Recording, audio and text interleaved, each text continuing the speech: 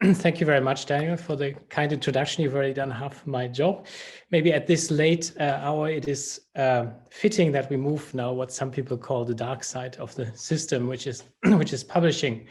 And as you know, of course, publishers are the other side that researchers with integrity issues face. And it's been great to already have had some of the discussion of how the publisher side can interact better with the institutional side to try to have a more consistent process. As Daniel also said, journals are often regarded as being complacent or at least slow in correcting some of the issues that arise. And I think it's worth to channel again what Wanda noted already on the institutional side, that often we are frankly overwhelmed. And I think some of the numbers you hear from my colleagues at bigger publishing houses than our own, which is tiny here at EMBO, is really quite dramatic. Also, I think it's worth resurfacing what has already been discussed in the previous panel, that the stakes couldn't really be higher in publishing, because as you all know, publishing is sort of moonlighting as in its second role as research assessment, as academic currency. So there's this, at least in the biosciences, this saying it's that you publish or perish, and I think we could extend that now to retract and perish, basically, because if it leads to retraction, essentially your research career, at least in the biosciences where I come from, is in serious problems in this highly competitive environment. So I think one outcome that we hope to gain from these two consecutive panels is that we have a sort of mutual understanding and how we can interact better in the future. So we have, in this case, 4 short presentations, because we have a really nice spread of different entities. So we have 2 of the largest publishers with IJsbrand from Elsevier and with Maria from Springer Nature. Then we have one of the pioneer open access publishers with Renee from PLOS, which is also by now a vast entity, frankly. And then we have a tiny weeny outfit, which is my own, with only 5 journals. So it's probably useful to get a perspective from all of these different entities. So without further ado, let's start with Renee's short presentation, and we will have the 4 presentations and then have a structured discussion like in the previous panel.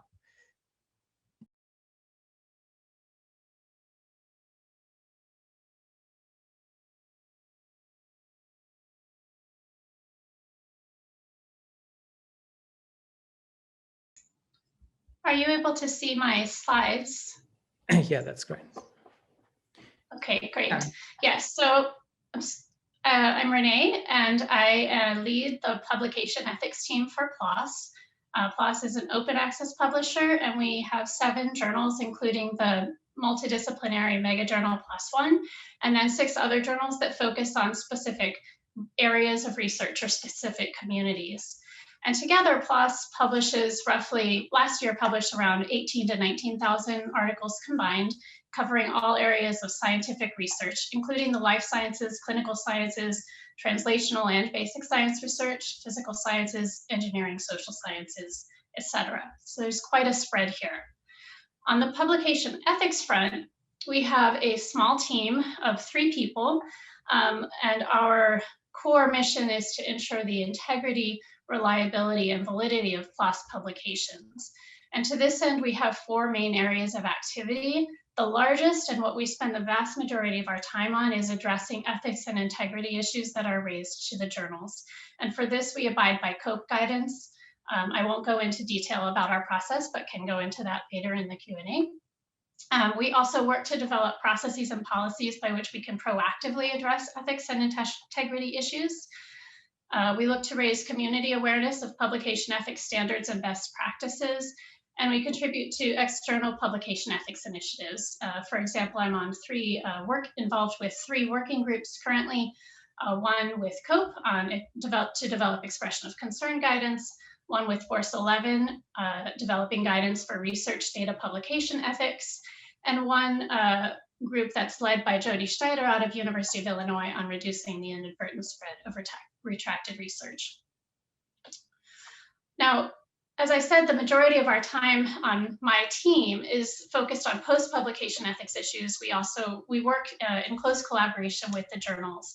But one of the core things that we want to do is ensure that as much as possible, issues are addressed prior to publication. And to this end, there are a number of checks that are done at the staff level for every submission that comes in the door. We look at ethics approvals and permits for vertebrate, animal, human subjects field studies. We have a dual use research of concern committee. If a staff identifies a potential concern with regard to dual use research, there's an assessment that takes place in parallel to peer review that looks at the risks and benefits of publication. We have automated checks that look at dual submission within a journal, that look at text overlap using the Authenticate crosscheck tool, and looking at changes in authorship between the time of submission and the time of acceptance. We also look at author-editor competing interests, and particularly looking at common affiliations. And per PLOS policy regarding open data, we look at data availability. Now, the assessment of figures and raw data is largely done within the context of peer review, and this is not a staff check. And highlighting here in pink the 3 that use automated tools. Most of these checks involve a very manual process done by the staff editors or supporting staff. Now, for the manuscripts that get past these checks and go into peer review, we receive concerns on less than 0.5% of the articles that we publish. Even so, that amounts to a fairly substantial case burden given the volume, particularly for PLOS One.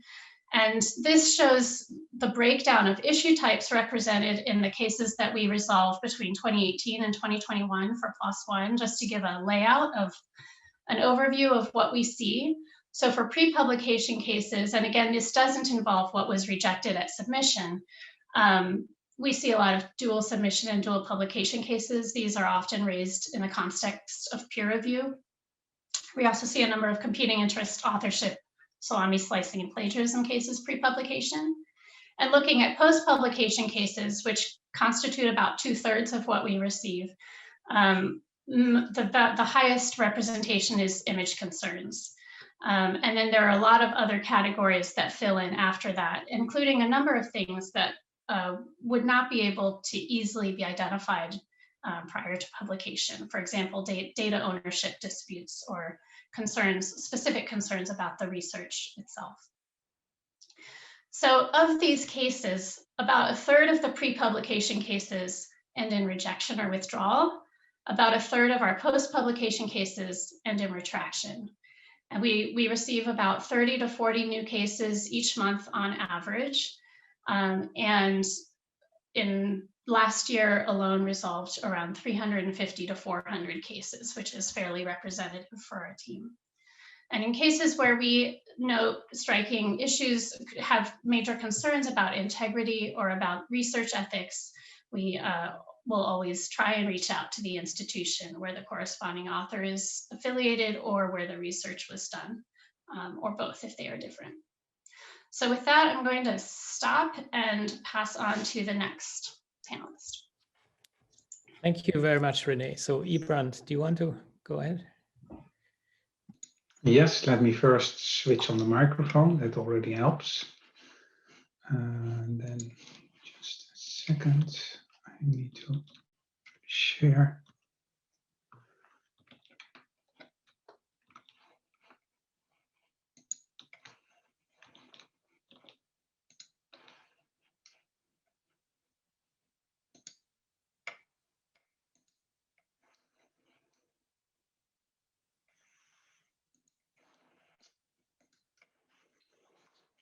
I think you see now my screen full screen. Is that correct? Yeah, that's great. Okay, good. Yeah, I will tell you a little bit about 2 things. I have 2 roles. One is at Elsevier, and another one is in the STM Association of Publishers, and both are now indeed working consistently and collaboratively on the topic of research integrity. First, maybe some specific data of Elsevier. We have about 2,600 journals, and they are almost all open access, allow for open access, hybrid open access. We have 500 fully open access journals. All those journals are supported by 24,000 editors and 90,000 editorial board members. And they are supported again by 1.4 million reviewers. Per year, we now publish 560,000 articles, and that is 90%, so almost double than we had 10 years ago. For those 560,000 articles, we got about 2.5 million submissions, and articles are downloaded roughly 1.3 billion downloads per year from Science Direct. If we go to and look at the articles that are retracted, so remember we have about 560,000 articles per year that we publish. For the years that you see here, and let's look, for example, at 2017, we got 170 retractions. The years after that are, the numbers are a little bit lower, but they might be increase over time if later on articles from that year will be retracted. But roughly, at this moment, the top seems to be 2017 or 2018 is 175 retractions in a year.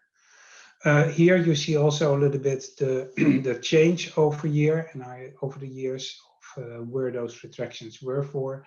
And you can see that actually basically duplication and plagiarism together take some 20% of the retractions now, and that peaked about 8 years ago. And image manipulation has actually always been there. We talk a lot about it these days, but they were even they were there starting when we really started to classify the different types of retractions.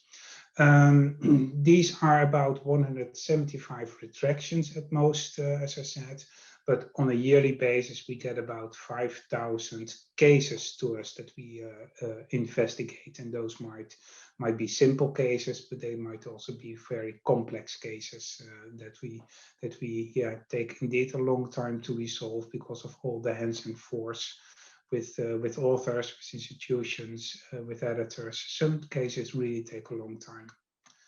If we look at the problems from the previous slide, there are many more problems, and I've listed the ones that we all would like to and love to look at, and all the bold ones are the ones that actually some tooling is available. I'm not saying that we are using those tools at these moments, but that we know that there are tools available and that there are mechanisms to look at those. And then I'm not talking about the tools that, for example, just checks whether there is a data availability statement there. There are also tools for that. But these tools, I know they are there. We're not using them all, definitely not. It's way too complicated. But there's already a lot of tools out there. Considerations that we have when taking and looking at the research integrity problem or a class of problems is, of course, what's the impact to the process, the researcher process, the impact to science of the problem, all the things that we are looking at and we are evaluating solutions for. Scalability, as you can understand, with 2.3 million submissions a year, scalability of a solution is very important for us, as well as the ease of use by editors, because editors and reviewers and staff needs to use those tools, so usability is extremely important. A lot of tools also require some more journal collaboration, and then I go and put on my different hat. SDM is the organization, the associations of publishers, and the SDM organization supports in total 140 different publishing members in about 20 countries in the world. Those members include professional publishers, commercial publishers, societies, university presses, So it's really a large set of publishers covering all disciplines, and in total publishing about 66% of the journal articles. One of the objectives of STM is to work together, really collaboratively, so in between the different publishers, to work on high quality and trustworthy research, high quality and trustworthy articles, such that both society as well as researchers can indeed put their trust in what's being published. In that context, we've done some, and we are still working on some collaborative trust and integrity projects. One key project in the last year, 2020, but also 2021, is the research data year. So that's actually extended to even a second year, because we think that a lot of the problems that are detected or that are identified on research integrity could have been much easier found out or identified when data would have been available. So making the data available is what we think at STM extremely important. And you see that a lot of publishers are collaborating in that effort. We also see in the dashboard that we get more and more journals with data availability statements, and also more and more journals that have proper attention to data in their journal policies. Other projects that we are doing in trust and integrity you see at the left, and maybe the one important one in which we also intend to use technology is indeed identifying parallel duplicated submissions. So an article that's simultaneously submitted to two different journals, and we are investigating how we can identify those. Another key project is a project on image alteration detection. It's a project amongst quite a number of publishers and also a submission system. And the objectives for that project is multiple. We want to define a clear set of requirements for tools. We want to measure we want to find out metrics to measure the quality of those tools. We want to identify the current quality of the tools in image alteration, but also we want to look at applicability and especially usability of those tools, because sometimes we notice that being able to manage tools and being able to identify image issues, you almost have to be an image expert, and yeah, we need tools that editors can use, that reviewers maybe can use, that staff at publishers can use at scale. Other objectives you see also here on this slide, and the advantages that we collaborate as publishers on this is that when we get, for example, to a standard classification of types, then authors can rely on that and editors can rely on that across all publishers. So even when he or she takes an article from one publisher or from one journal to another one, the same measurements and the same requirements on images will be given. And that's one of the advantages that we see in this collaboration. In general, we think that collaboration is the key word to fight misconduct and just bad behavior in research integrity. And that's not only collaborations between publishers, but also collaborations between all stakeholders, between editors, between COPE, between research institutions. So it is a requirement for a proper way forward for publishing with all stakeholders involved. That's my story. Great, thank you very much, IJsbrand. And now let's move to Maria, who Springer Nature is also on this panel, that working group that Ivan just mentioned. So let's hear from Maria.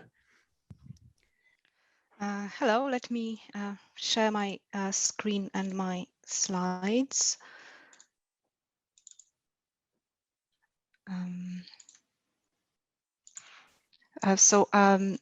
I'm a research integrity manager at Springer Nature, and Springer Nature, as it was mentioned, is one of the larger publishers. We have about 3,500 journals, and we also publish many hundreds of books every year. We have a lot of variety in the sort of editorial setup of our journals. So we have some journals that are handled by professional editors entirely in-house, by in-house editorial teams, but the majority of our journals have external academic editors who are obviously quite independent in their editorial decision making. We also publish a number of society journals where the societies decide on editorial policies and appoint editors-in-chief. And also we have a lot of variety in the topics. So we cover all the different topics from STM and HSS and all the different fields. So this means we can't really have a one-size-fit-all sort of set of checks or preventative measures. It needs to be adjusted for a given journal, for a given portfolio. And because of the sort of size of the publishing enterprise, it's well, obviously our editors who need to make final decisions, but my team is a sort of a small central team that provides support for our editors in addressing ethics issues.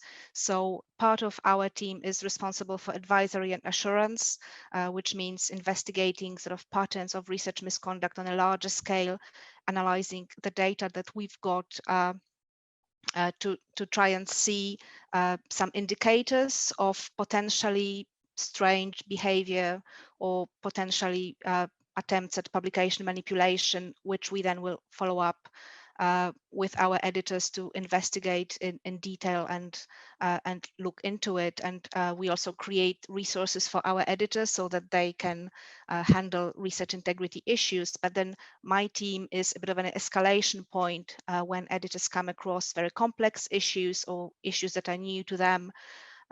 We provide advice and support editors in handling complaints and investigations.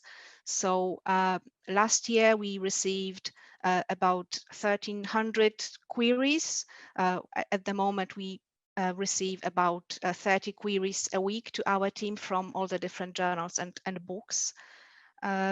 But of course, it's only part of, I think, all the issues. So we don't really know how many issues are being resolved by the editors themselves. About 2/3 of the issues that we see are on published articles or published content. About 1/3 is on content that is still under consideration. And I think it's partly because of the way the issues are raised on published content, and also probably because the unpublished, problems with unpublished content are kind of maybe a little bit easier to address, and maybe not all of these will be raised to our attention. And also our team participates in policy development and making sure that any workflows or products or systems that we use, have this research integrity component, and that research integrity is sort of part of everything we do at Springer Nature and all of our content. Because the main aim is to make sure that what we publish is trustworthy and sound. But of course, we respect editorial independence, so we are an advisory body, and then the editors make final decisions.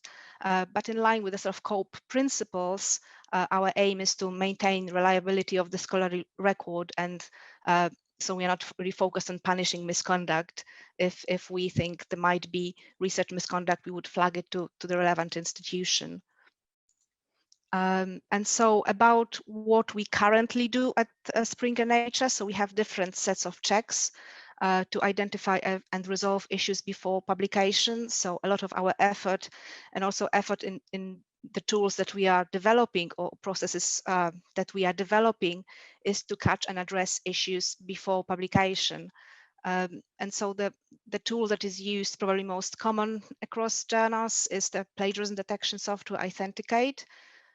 So again, depending on the different journal setup or the needs of the journals, some journals have Authenticate built in, but in any case, all our editors have easy access, so they can check and detect those issues on some journals. Some unusual overlap will be flagged to editors as part of different reporting systems. And then a second type of checks that we feel are extremely important are the sort of checks of ethics and disclosure statements. And we use a combination of automated tools and human intervention, again, to try and catch these issues and recognize missing statement or inappropriate statement very early in the peer review process, so that can be resolved early. We also do checks for duplicate submissions or multiple submissions, and we are able to monitor new submissions or review activities of individuals that are already kind of known to us as being for some reason sort of suspicious or under investigation. And we can also screen for unknown and verify reviewer activity, or fake reviewers as they are called. And then regarding the projects that are kind of in the pipeline, so what is under development at the moment. So the focus is very much on detecting issues before publication. And a lot of our focus is on image integrity checks. So we are checking different, or looking into different automated tools, both being developed in-house and via external vendors. So these are kind of pilots that are going on of different tools. And we are also working on improved tools to detect multiple submissions. So at the moment, it sort of seems easy enough to detect submissions that are completely identical, but it's much harder to try and identify submissions that maybe have slightly different titles or slightly different content, but still very, very similar. So there is this cross-publisher initiative with STM, and as IJsbrand mentioned, also the image manipulation group as STM. So we work quite closely with STM, and we also work with COPE on several different projects related to detecting submissions from that may have been sort of created by a third party and sold to authors. And we also are working on creating some kind of prediction models or forecasting models to detect suspicious behavior. So this is by sort of analyzing large data sets for potential maybe networks or links or duplicated content, so that we can find sort of some red flags or indicators of potential publication manipulation. So that's sort of one set of projects. And also we are working on enabling automated or semi-automated checks for sort of different types of problems, such as pseudoscience or nonsense submissions, and then have a more streamlined tools for checking presence or absence of ethics statement and permissions or licensing, and improved reproducibility checklists or checklists about minimal standards of peer review.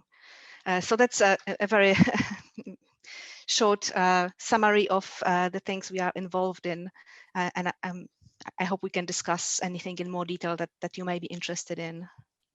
Many thanks, Maria. So I would like to also give some slides, which is maybe not cool for a chair, but I thought it would give you an orthogonal view of some of the things that that we do as a very small outfit. So Maria, if you stop screen sharing, Yeah. then I can try to start. Okay. Let's see. So Ambo Press, can you see that? Okay. Okay, great.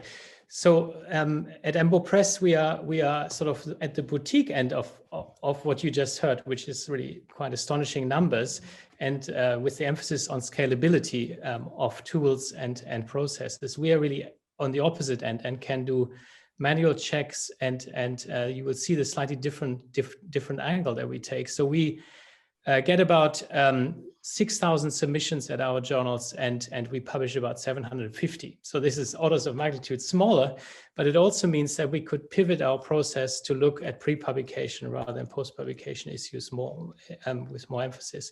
So I wanted to give you a couple of initiatives which I think could be important. One of them is to focus on data, on source data, which has already surfaced several times. Systematic screening, which in our case is almost entirely manual, and we are very excited to discuss tools at this meeting, but also a structured process that we have only recently developed, and that involves interacting in a structured way also with RIOs. and then a more dynamic way to correct the literature. So just briefly, in terms of what we see, we actually see much less in terms of text. So we also do systematic text plagiarism screens before publication. We see much, relatively little of that, and conflict of interest between referees, with a typo here, I'm sorry, and authors. We see some authorship disputes and increasingly issues such as affiliation cloning, where people sort of add or sell new affiliations so that the affiliations can gain credit. That's something we've noticed quite recently. But these are all very rare. And what we see very often, though, is image manipulation and data manipulation issues. And I think we can conclude from that, because publishers see things wherever they look in more detail. And that for all of these things, we're looking essentially at the tip of the iceberg, which is a little bit scary. What have we done? We are focusing on pre-publication, and we are encouraging very strongly source data deposition, which I think is a transparency in data sharing is one of the very important aspects in coming towards a more reproducible way to do science in the first place. And it's also, as a byproduct, a little bit harder to fake, essentially. We do systematic, and this was already mentioned by Maria also, we're doing systematic quality control steps, which are quite detailed now. And it's great that there's a standard now called EMBO, which Nature and Elsevier also use. So we would look towards tools that can automate a lot of these processes. That's to do with statistics, reagent sharing, authorship declarations, and so on. So a lot of these steps, and there's quite a lot of them, which are all manual right now, should and could be automated. The systematic integrity screens we're doing at text and figure level, not so much at the source data level or raw data level. This is a new dimension, which is very, very important in the future. But we're kicking the can down the road for that right now. A structured and transparent escalation process, which I'll describe in 1 second. One thing we did develop, so for about 10 years, we're encouraging the deposition of source data alongside the papers for all the figures, essentially. That means the data, minimally processed data underlying all the figures presented, including supplementary figures, appendix figures. These can be shared as part of the paper for small data sets or large data sets as through affiliated unstructured or structured databases. That allowed us to develop the source data platform at EMBO, which is an AI-based semantic analysis tool that then allows data-directed search technology. So you, in essence, can find now data within papers directly, not by going through the textual interpretations of the data that authors provide, but you can find data directly in papers. And I think this is probably also an important resource to do image integrity or data integrity screens in the future. Now, another second important point I want to make is that when we talk about high numbers, we look at a much wider spectrum than has been discussed up to now in this meeting. Not everything we see, in fact, the vast minority, a small percentage of what we see can be classed as outright fabrication. A lot of it is misrepresentation, what's often called a beautification. That's actually a very large group of what we see. But the majority of what we see can be put down, as far as we can tell, and we try to be very objective, to mistakes, sloppiness, or ignorance, lack of education of how to do science properly. And the important thing of moving this pre-publication is that we can actually remedy these issues. They're usually reversible.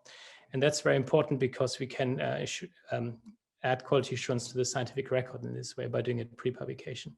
So the numbers we see, and this has been invariant for the last 6-7 years, actually, while we've done this systematically, is really in this beautification class and mistakes class. So about 17%, it used to be 20%, it's now 17%, the last time we looked in 2019, whereas we see less than 0.5% of fabrication outright fraud. And these numbers are sort of along the lines of what Elizabeth, who was at this conference, reported through her incredible manual tour de force screen, and Daniel reported in his automatic screen, and others have reported too.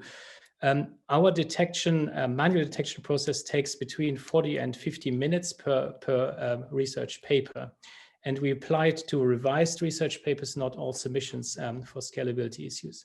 And now a quick point about this structured process. We find it extremely important that we not prejudice the motivations of why the issues that we detect happen, and especially for the most things that look more serious. And we decided already some years ago to develop a more structured process with a basically very simple 3-tier process, which is also communicated to the authors in our guide to authors, which allows us to engage with RIOs and institutions at a certain severity of issues that we see. So we're trying to resolve issues that appear to be more in the mistakes class. Together with the authors, we always approach the authors first, of course, to get their views anyway for all of these classes, apart from what we call level 3 classes. And this point was made at the institutional panel. It's crucially important, of course, to inform the institution before, so they can sequester data before serious issues are pitched to the authors if fraud is involved. And so for the level 3, we approach institutions before. For the other 2 levels, we always hear the author's views first and then make these decisions how to classify it. Why do we see so many problems? I think there's a huge educational gap. Science in this publish or perish sort of paradigm in the biosciences, at least, have moved very rapidly to this sense of just kicking out papers as fast as possible, as black and white as possible, and to tell as strong stories as they can. And figures are often seen as illustrations of the narrative in a research paper rather than what they really are, which is a display of the actual results that people want to communicate. And the narrative is just to help you to interpret those results. So I think we're seeing papers often as completely upside down. And my final slide is that we have developed, and I think that's very important, a much more granular set of corrective tools than just correct or retract. And you can see a whole list here. I'm not going to go through all of them, but they're basically designed to allow to encourage authors to self-correct, because it's not just a matter of if you tell the journal they're just going to retract your paper. We have a lot of mechanisms such as inline correction before publication, but also what we call withdrawal rather than retraction, where it's clearly labeled as an author approach to the journal rather than a journal forcing a retraction, and partial retractions, partial withdrawals, where we can either remove a figure if it doesn't undermine the central tenet of a paper, or we can remove and replace that figure. I'm not going to go into details, but I think it's very important that we develop new standards. And now I think we should move to the discussion part. I'm going to stop sharing my screen with my panelists. And I would like to ask you, so Daniel kindly framed a number of questions that he already mentioned, but maybe we can start off with a quick discussion, and I already see a few great comments, which we'll come to also in a second, about what you see the major role of the publishers as being. Is it really to correct mistakes that we find, or is it to catch, as Daniel said, we're the last checkpoint essentially before we enter the scholarly record? Is it to find fraud and to basically be the checkpoint for manipulation rather than mistakes? What do you think is the more important aspect of your work at the moment at journals? And I'm just going to pitch it to Renee first, maybe because she's in deep thought on this. So I think I would say that at the journal level, the emphasis is really on ensuring the reliability and the integrity of what's published. We're not looking to investigate and make a judgment as to misconduct. We'll leave that to the institutions. But if there are errors or integrity issues with an article, we're looking to see, is that article, are those results reliable? Is there something that needs to be addressed so that the community isn't looking to rely upon results that are in question? And I think I'll stop there and allow others to chime in. Okay, Maria and IJsbrand, do you have anything to add to that? Yeah, I agree with that. I think that it's really for the publisher's task to make sure that whatever is being published can be trusted upon, has the quality that the next researcher knows that it's reliable, what he or she reads, and what he or she gets into his or her hands. And I think that is our objective. And from that point of view, it's also important that we put as much guardrails or checks before articles are being published. Of course, it should all be doable and in the context of resources and of tools. But it definitely is a responsibility of a publisher to prevent any articles that to be published that are shaky or that are not reliable. Okay. Do you have anything to add, Maria? Or yeah, I agree. I completely agree with this approach that yes, we need to make sure that what we publish is trustworthy, and I think sort of sloppiness and small mistakes probably account for a much larger volume of issue than actual fraud. I think fraud and deliberate misconduct is only a very small proportion of the problems that we see, but I think we need to address both. And I can see that there is a very good question in the chat about how we make a decision on retraction, and I think this sort of ties into this problem that if an entire publication is undermined and is not trustworthy and is not sound, then we would retract it. But if it is possible to correct it, then it seems sort of right to correct it rather than in a way punish the authors for misconduct by retracting. So we are also developing tools to make it easier for papers to be corrected. So we have like an authorized update where we can in a way change the original article, but also make it very, very transparent with a correction that something was updated, but then the readers have sort of an easier job of understanding what happened and see the sort of corrected version. And we also are making use of different types of alerts for readers that an article is under investigation. So we've got editor's notes, or we publish expressions of concern where we cannot really make a sort of conclusive judgment that a paper needs to be retracted, but then the issue is serious enough that we feel the readers should be aware.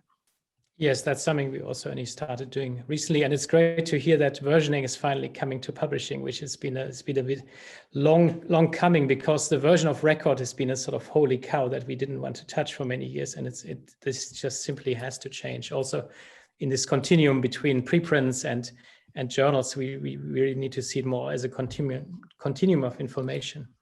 I wanted to ask, and just to echo again, I think it's a crucial point that you made, Maria, and others made before, that the journals are really not in the business of metering out punishment, of sanctioning authors.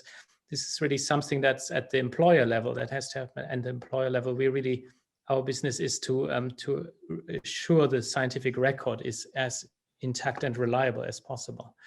And that's where the conflation often arises because of this research assessment issue that journals are the currency. It becomes something that is conflated. So I wanted to ask you also where you get most of your post-publication alerts from about issues. So we have Boris, who's at this conference, from Papier, which is only very recently established and raises a huge amount of issues. We have about 250 papers of ours on Papier and struggle to catch up. Do you get whistleblower comments that come in ad hoc? Do you look at anonymous whistleblowing comments and follow them up just as you would with named whistleblowers? Do authors approach you? Do institutions approach you, and how often? And maybe this time I start with IJsbrand. Yeah, we do not actively go out for comments on sites. That's a little bit too complicated with all the articles that we have out there. But we do take in, and we have at least a first look at each complaint or each concern that's brought to us. Of course, when articles are flagged and by somebody who is not anonymous, then usually we can do some more with it than if it's an anonymous comment. Then sometimes we don't have all the possibilities if it goes deeper. But we tend to definitely to look at first look at each and every comment that comes in. Okay. Yeah, I Renee? would echo Maria? that we, it's the same for us. So we would consider any allegation that has some substance to it. So as long as there are some sort of detailed and substantiated allegations, we in a sense don't care if it's anonymous or not anonymous. We respect the fact that some whistleblowers would prefer to be anonymous. And we get concerns raised by readers, by authors, sometimes by institutions, but not very often.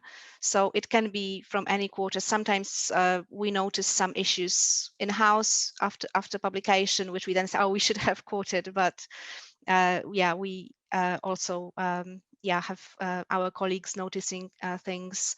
So yeah, okay. And I mean, we also are not able to really follow papier like on every single comment. I know that some of our editors will monitor their own journals, some of them not. But as soon as something is brought to our attention, we would investigate. Do you feel so? So let me just echo again the point you made that institutions contact you quite rarely. This is something that we also find. We have only a handful of contacts over several years, essentially, when we know there's many more investigations, and sometimes the authors who are under investigation and are even found to have committed misconduct do not actually inform the journals. So the issue just sits there. This is really problematic. Then I want to get on. Renee, do you have anything to add to that too? I think we would take a similar approach and get inquiries from all sectors, but most, I would say, from readers and from authors. And we have a statement on our websites that say that we don't, people should bring issues directly to us and not rely on PubPeer or other such sites to notify us of concerns. Like the others, we don't actively patrol those sites. So as a first approach, always go to the authors. I think it's fair to say as a second approach, if you don't get anywhere, go to the journal. There's a third approach, go to the public platforms. Would you say that's a fair summary, or? Okay, the jury's out on that. Okay. I'm not sure I totally understand what. So are you saying that a reader should first go to the authors and ask the question and then go to the journal if they're? Yeah, that's what I was suggesting. If you come across something that's inconsistent or unclear, unless you suspect outright fraud, maybe like there can be cases, of course, which go beyond an author contact.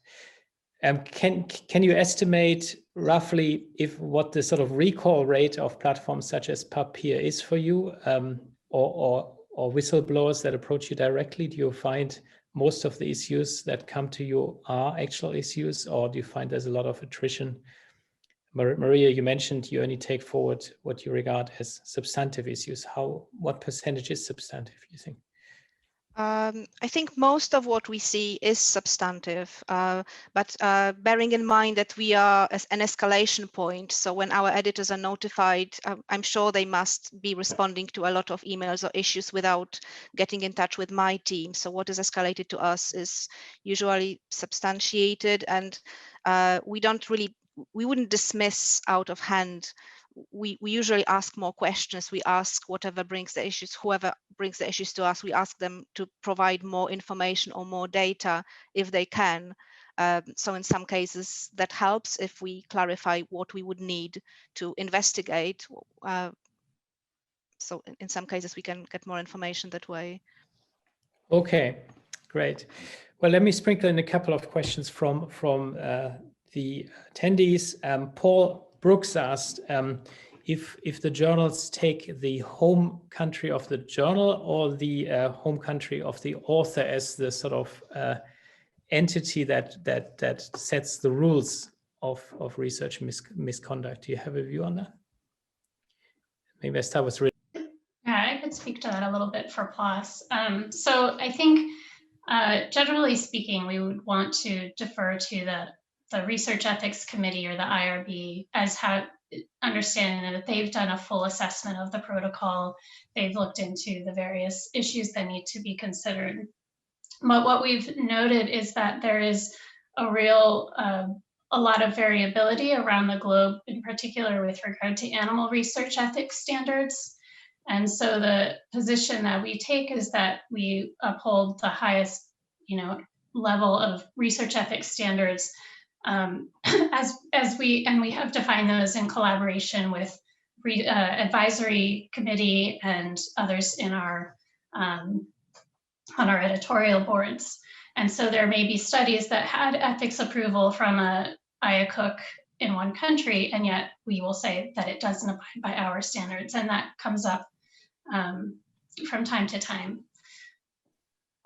Yeah, that's a very important point. I can also echo that. We have cases like this, and we sort of have, as international journals, I think we have to take an international view of this and can't just go by the local rules. And you're right, the research and the animal integrity and human subject rulings are very diverse. Of course, certain things such as don't fake your images are pretty universal, but for those things, it's very diverse. Anything to add to that, IJsbrand and Maria?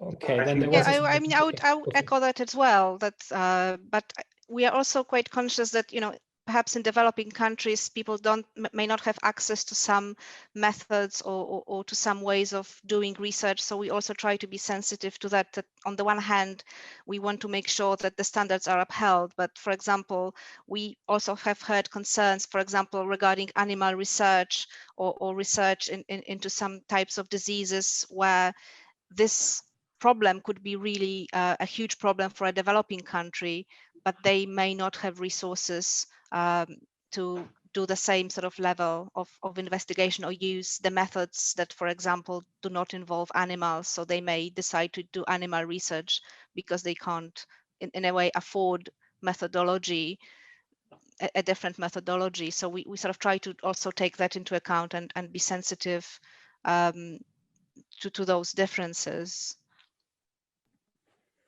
Okay. Yeah, and I think at Elsevier there's indeed the local countries are the first guide, and then whether there are some global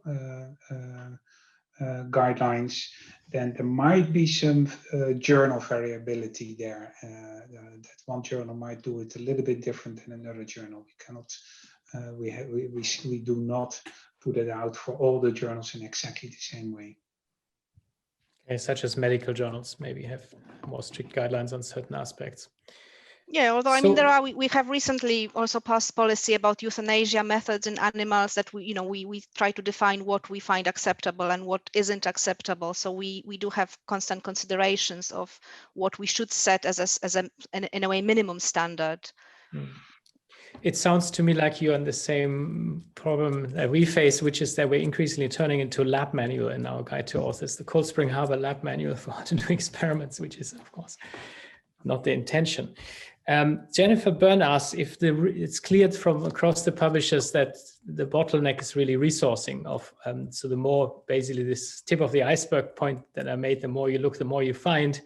How do you advocate for more resources to do the job properly? This came up obviously also as the fairy wish in the last panel.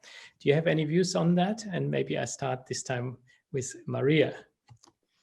Yeah, so unfortunately, you don't get resources until there is some kind of a crisis. So we try to make good use of crisis where there is a big research integrity issue that sort of brings this problem to the attention of let's say colleagues higher up.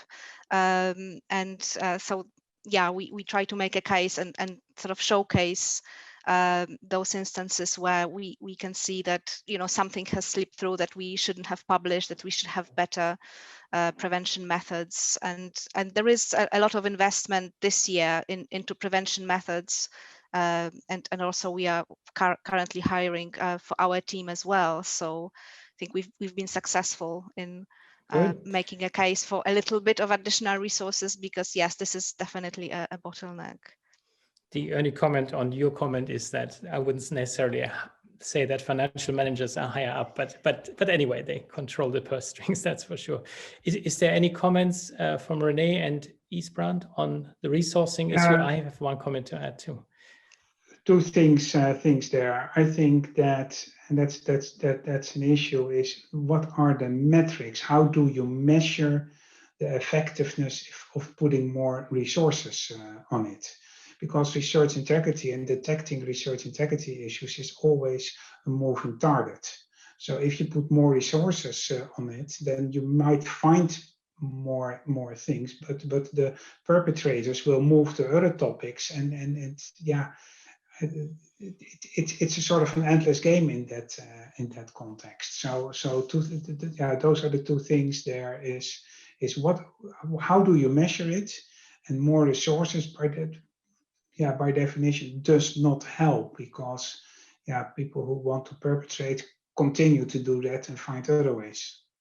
Right, on the extreme end of things, but of course the mistakes we find and so on are probably not in that class. And I just wanted to add, in terms of advocating for more resources, I think that is something that we do internally. And I think one issue that comes up both internally and externally is that I'm not sure that there's a really good understanding as to what goes into this work, and so what resource is needed to do it effectively. You know, how many hours does it take for an editor to resolve an image case, for example, is not something that's really well understood by the finance teams or even by readers. And I think that presents a challenge in terms of this advocating for resources. But another approach that we take in addition to that is looking to what resources that we have that can provide support for the work, you know, in terms of using our editorial boards, et cetera, where we can. Yeah, so the couple of points that I wanted to make on this, because I think it's a very important point, is that unfortunately there's very few economic studies to really understand how much research funding is wasted by sort of unreproducible or low reproducibility science that's published. And it would be great to have a much clearer estimate of how many, and it's billions of dollars essentially globally, that are wasted. And once we have a better estimate, I think it should be a no-brainer, not just for the journals, but that we should get resources for tools, for institutional teams and so on. And I think we should probably, as one outcome from this conference, maybe advocate for getting this more formally studied, frankly. But the other quick point on this is that there is a relentless pressure on, and this is maybe particularly relevant for our journals, which are extremely expensive, and some of Springer journals and Elsevier journals, such as Cell and Nature, are equally expensive. We are costing about in the order of $8,000 per published paper, essentially, just the costs of publishing that paper. And we have, of course, very low acceptance rates at our journals, not of course, but we do. And that's why these costs are so high. And there's a relentless pressure, especially as we pivot to open access, to reduce these costs to a couple of thousand. And of course, the things that stay by the roadside are then these sort of, if you want, added things that one does and that not all journals do as a standard. So I think it's important to try to emphasize certain elements such as quality assurance are crucial to the value added of journals, and that's not always appreciated, I think. There's one point I wanted to highlight from Dorothy, who was talking about the editorial independence that was made in a couple of the talks.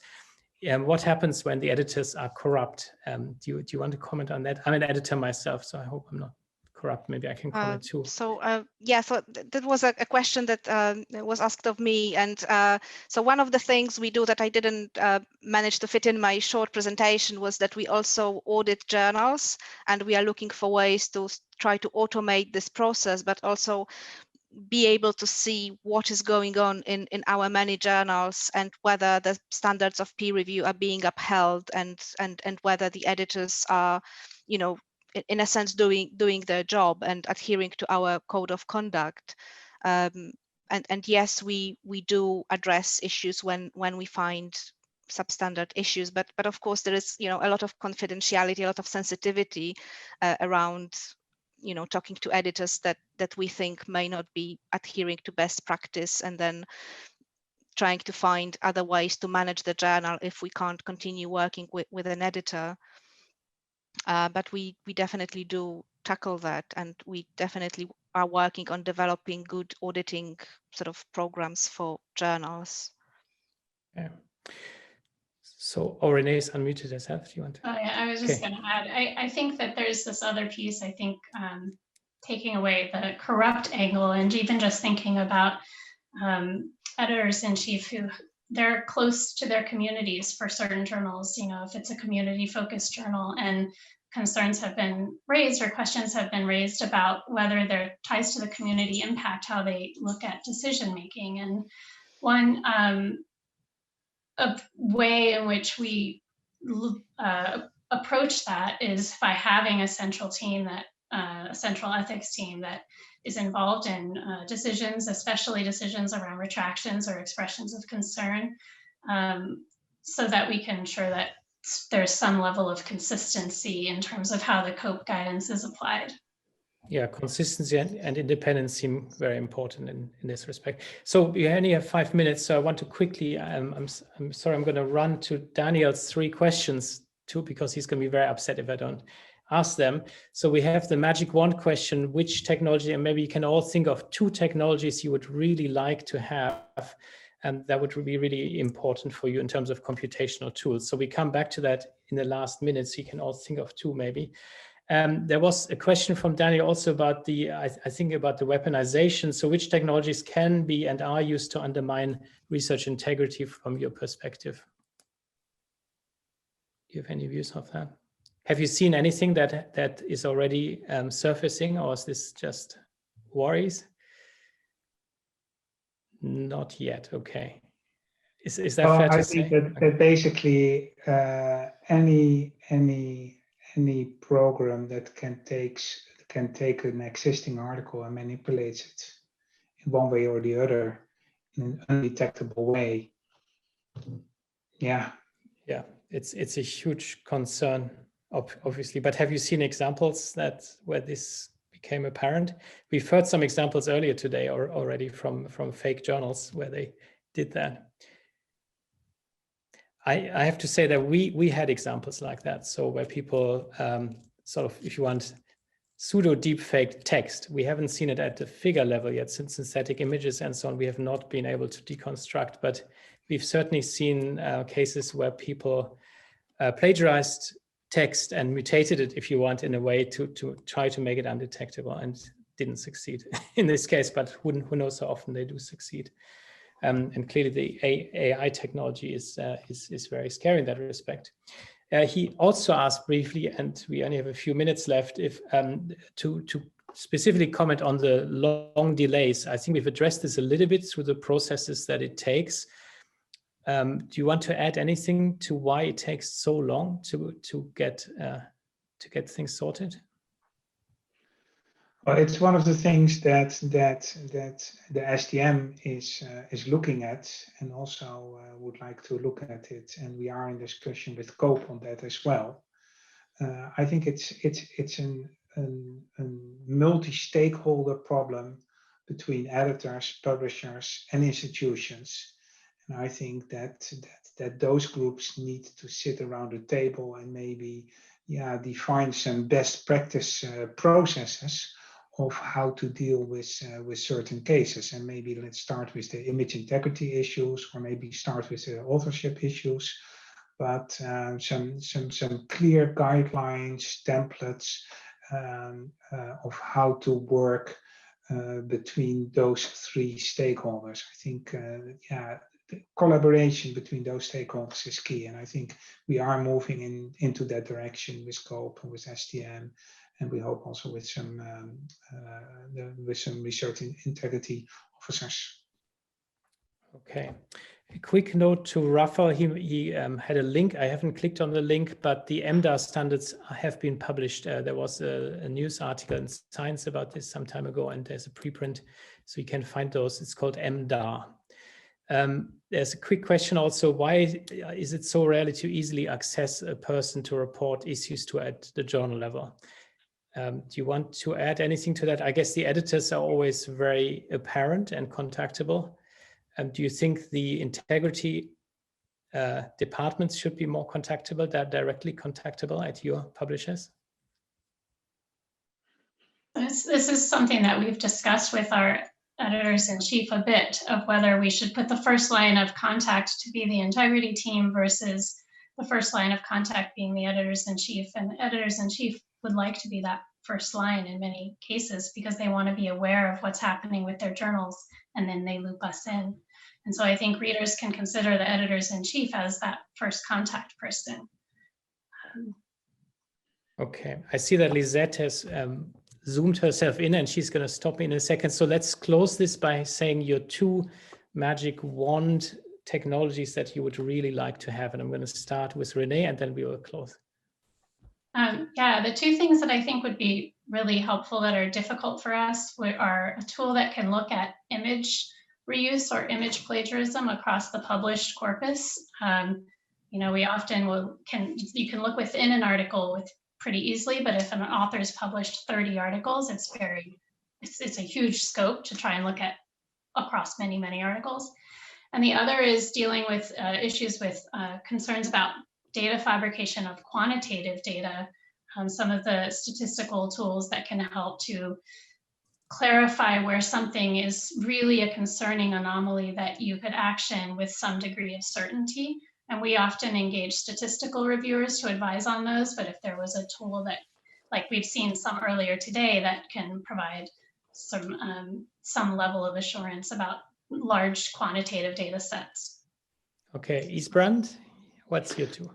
Yeah, 2 things. One is indeed data manipulation and data falsification. I think we are now so much focused on images, but the next step is really going beyond images and all the data that's there, especially as we are now going to ask and to make data available. So data falsification and data manipulation tools, detection tools, I think that is something that we definitely would like to have. And the second thing is that, yeah, that's wishful thinking, that we would like to see the research fingerprinted with the authorships, what they have done, such that when we get a research paper, it is really, yeah, everywhere there are fingerprints of what each researcher has done on it, such that immediately all the authorship issues are immediately gone because we can look at those fingerprints. Great suggestion. That's sometimes called microattribution. This step, which is very but important. it should be automatically. It should really be like fingerprints. You touch it and then it should be in the metadata of the figures essentially.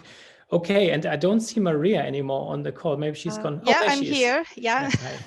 Yes, you've shrunk. Yeah, so my magic wand would be one thing, images. Of course, if we could have a tool that is as easy to use as Authenticate, but for images, that would be wonderful. And another thing that I would personally like to have is some kind of a user verification tool, because we sometimes have a difficult problem to contact co-authors on papers or to verify reviewer identity if reviewers are suggested, or sometimes we get contacted by an author saying that that person didn't know about publication, and you know, if they are using different email addresses, it becomes difficult to verify where that came from. So some kind of a verification process would be great. Well, thank you very much. I won't tell you my wishes because I stand between you and the virtual glass of wine. I'm sorry to overrun a little bit.